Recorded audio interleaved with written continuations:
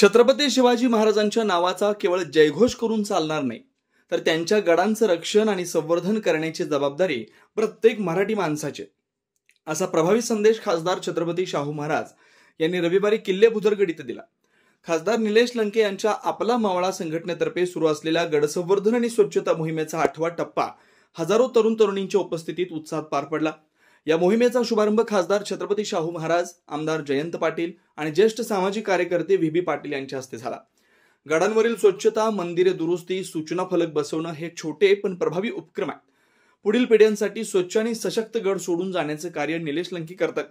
शिवरायांच्या विचारांना लोकांच्या मनात रुजवण्यासाठी ते करत असलेले प्रयत्न खरोखर कौतुकास्पद असल्याचं मत खासदार छत्रपती शाहू महाराज यांनी यावेळी बोलताना व्यक्त केले।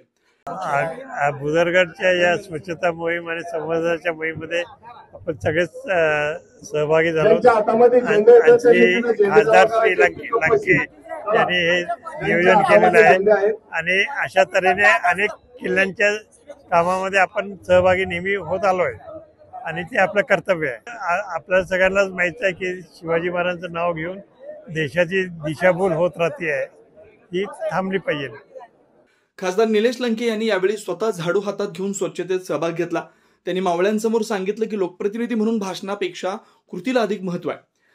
शिवनेरीपासून सुरू झालेली ही मोहीम धर्मवीरगड, रायरेश्वर, रामशेज, तिकोना, प्रतापगड पार करत आता भुदरगडावर पोहोचली।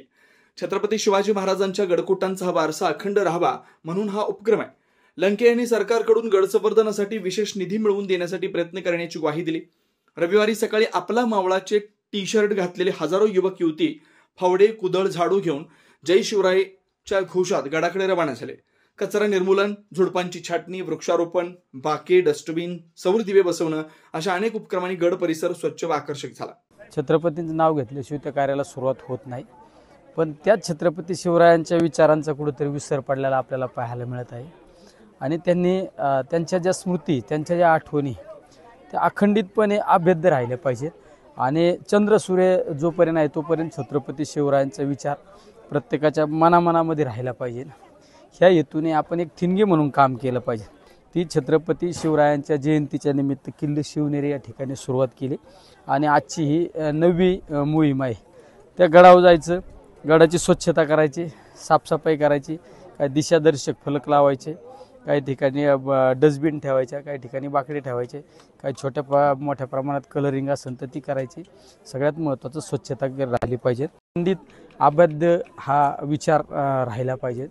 त्यामुळे आम्ही या ठिकाणी काम करत आहे। सगळ्यात महत्त्वाचं मी कोण आहे काय आहे त्यापेक्षा मी गडावर आल्यानंतर मी छत्रपती शिवरायांचा मावळा आहे, छत्रपती शिवरायांचा त्या ठिकाणी एक सेवक आहे, एक भक्त आहे म्हणून या ठिकाणी मी काम करतो।